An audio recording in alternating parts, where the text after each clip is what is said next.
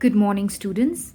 Today we will start with a new story titled The Postmaster by Rabindranath Tagore from the book A Miscellany of Short Stories. So please turn to page 46. First of all, let me give you a brief introduction to the author of the story, that is Rabindranath Tagore. Rabindranath Tagore was born in 1861 into a rich and aristocratic family in Calcutta. Aristocratic meaning noble or reputed. So he was born in 1861 into an affluential and noble family in Calcutta. His father, Maharishi Debendranath Tagore, was a sage, reformer, and an influential man who was respected by the people for his nobility and charity. So now we learn about Rabindranath Tagore's father, Debendranath Tagore. He was a sage, meaning a philosopher, reformer, meaning he made many changes for the improvement of the society, and an influential man who was respected by the people for his virtue and charity. Rabindranath Tagore started writing poetry quite early in life. In 1901, he founded the Vishwa Bharati University at Shantiniketan, which means the abode of peace at Bolpur. So if you ever choose to visit West Bengal, you can go and see this university, Vishwa Bharati University. It still exists and it was founded in the year 1901 by Rabindranath Tagore. He was a versatile genius, he was an all rounder, and wrote a large number of poems, short stories, novels, and plays. The Nobel Prize for Literature was awarded to him in recognition for his collection of Bengali poems known as Gitanjali.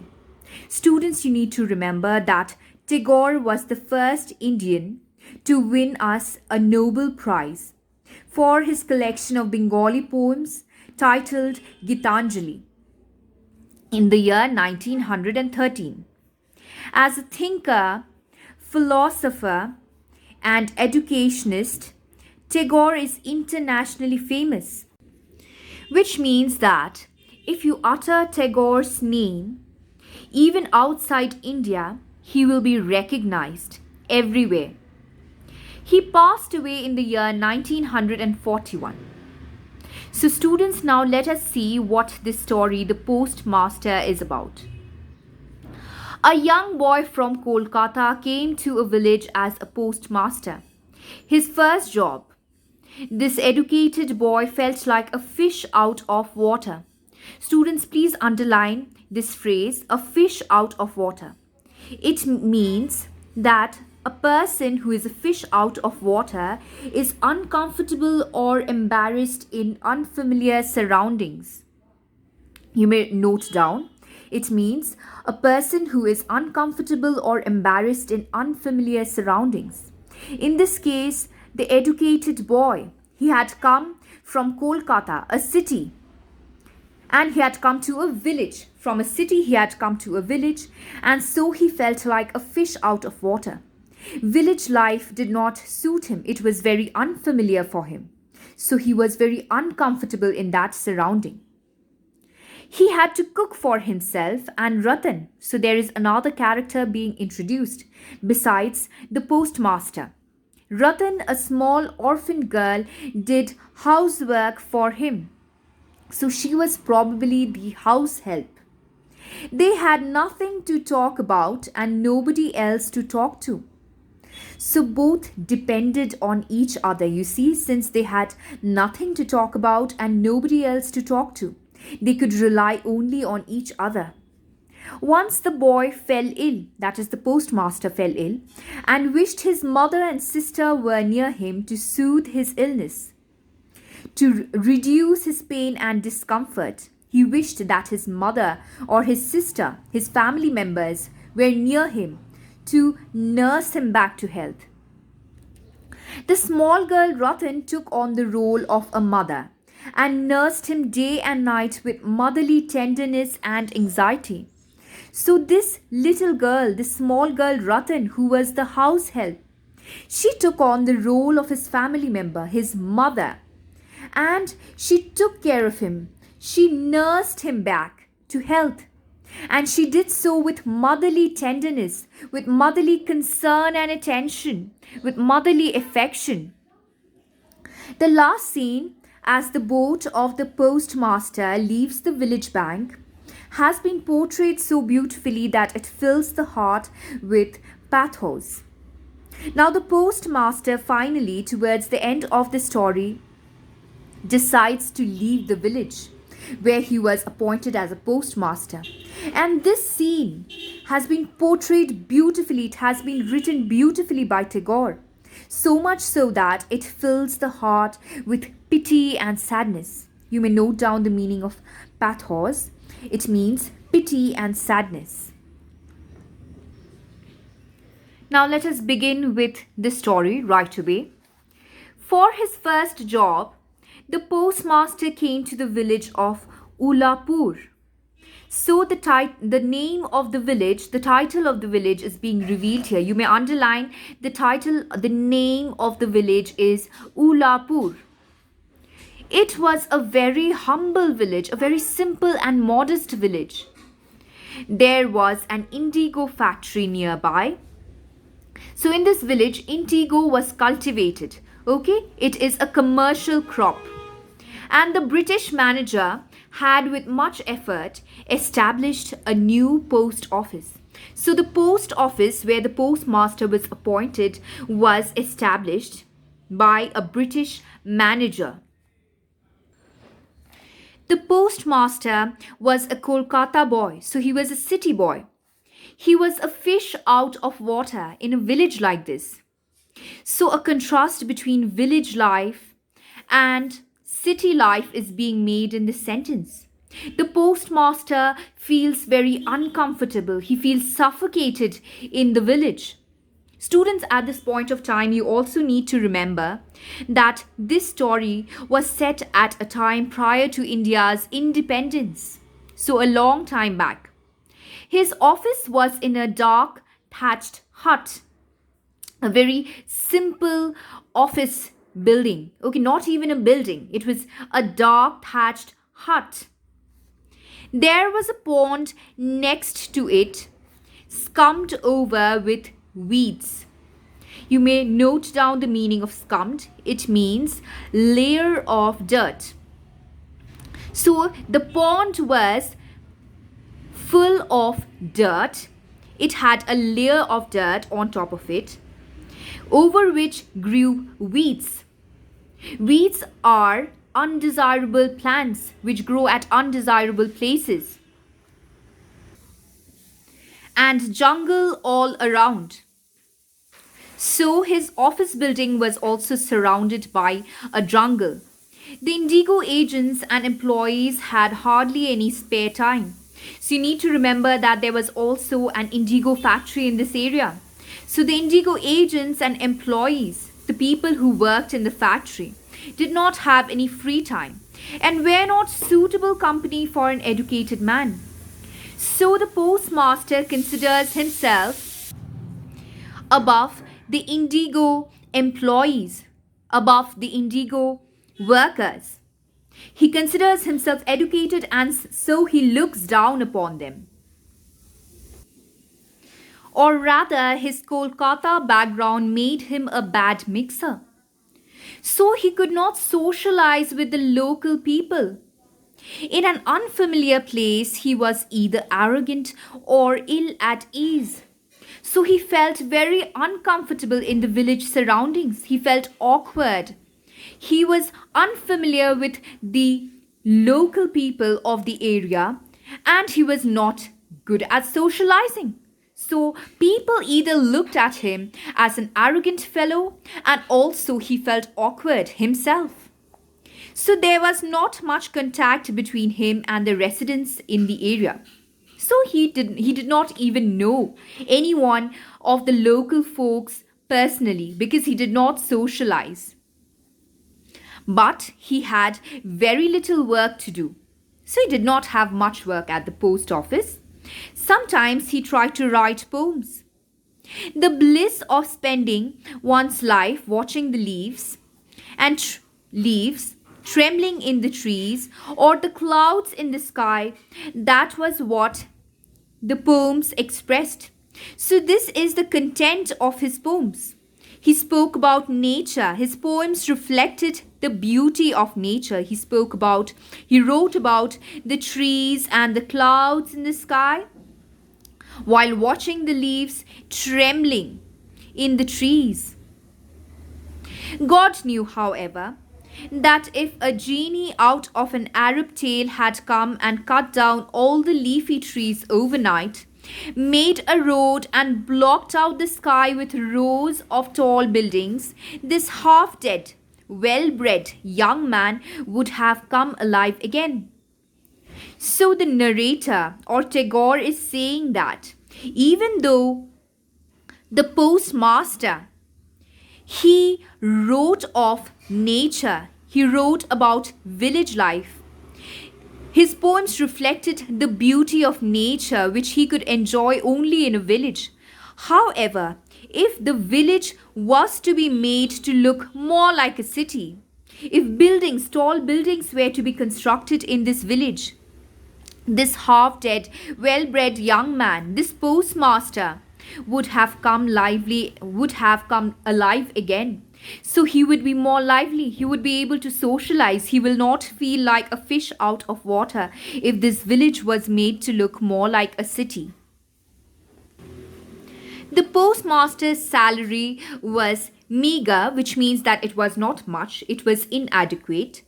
He had to cook for himself, and an orphaned village girl did housework for him in return for a little food. So you see, Ratan, the orphan village girl, was not paid with money, she was paid in kind. In return for her help of doing all the household work for him, she was given a little food which he cooked. Her name was Ratan and she was about 12 or 13. So this is her age, she was 12 or 13 years of age. It seemed unlikely that she would get married. So the narrator feels that Ratan would probably never get married. In the evenings, when smoke curled up from the village cowsheds, smoke curled up describes the movement of the smoke in circular motion towards the sky. Okay? Crickets grated in the bushes, which means crickets are insects, okay? So grated describes the noise which insects make while rubbing one body part against another. Crickets grated in the bushes. A band of intoxicated baul singers in a far village sang raucously to drums and cymbals.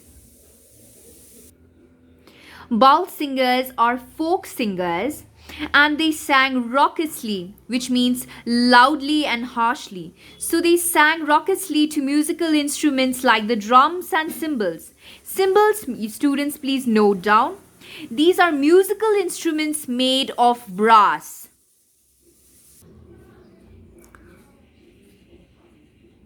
And even a poet, if seated alone on a dark veranda, might have shuddered a little at the trembling leaves. The postmaster would go inside, light a dim lamp in the corner of the room and call for Ratan. So students, you see that an evening in the village is being described here, where smoke would curl up, it would move upwards towards the sky in curls from cowsheds. The crickets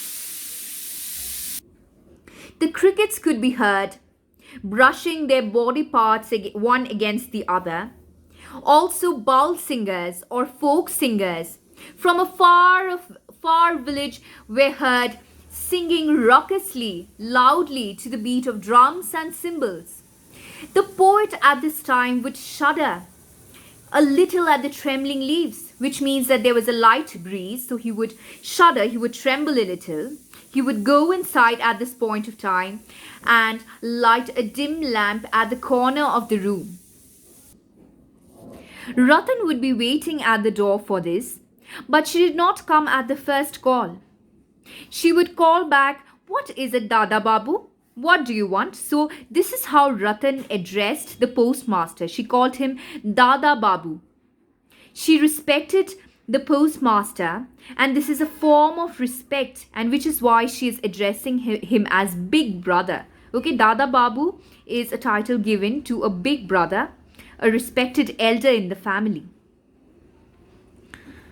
"What are you doing?" the postmaster would say. So he asked Ratan, "What are you up to?" "I must go and light the kitchen fire." So this is what Ratan would say, that I need to cook, so I need to light the kitchen fire. "You can do your kitchen work later. Get my hookah ready for me." Students, note down, hookah is an instrument used for smoking tobacco. I repeat, hookah is an instrument used for smoking tobacco. So he tells Ratan that you can do your kitchen work later, but right now please go and get my hookah. I need to smoke. Soon Ratan came in, puffing out her cheeks as she blew on the bowl of hookah. So she lighted the hookah for her Dada Babu, so that Dada Babu or the postmaster could blow on the hookah and smoke. You may write down the meaning of puffing. Puffing means making one's cheeks larger and rounder by filling them with air. So in order to blow on the hookah, she had to make her cheeks larger and rounder by filling them with air so that she could blow on the hookah. Taking it from her, the postmaster would say abruptly, he would say suddenly, "So Ratan, do you remember your mother?" So you see, the postmaster here wants to know more about the house help, Ratan. He wants to talk about her family. So he asks her, "Ratan, do you remember your mother?" She had lots to tell him. Some things she remembered, others she did not. So, Ratan wanted to tell the postmaster a lot about her family. She remembered a little about her family, and some facts she did not remember. She remembered that her father loved her more than her mother did. She remembered him a little. So this fact is not revealed that why she does not remember her father, had he passed away or had he left the family. But she remembered that her father loved her more than her mother. He used to come home in the evening after working hard all day, and 1 or 2 evenings were clearly etched in her memory.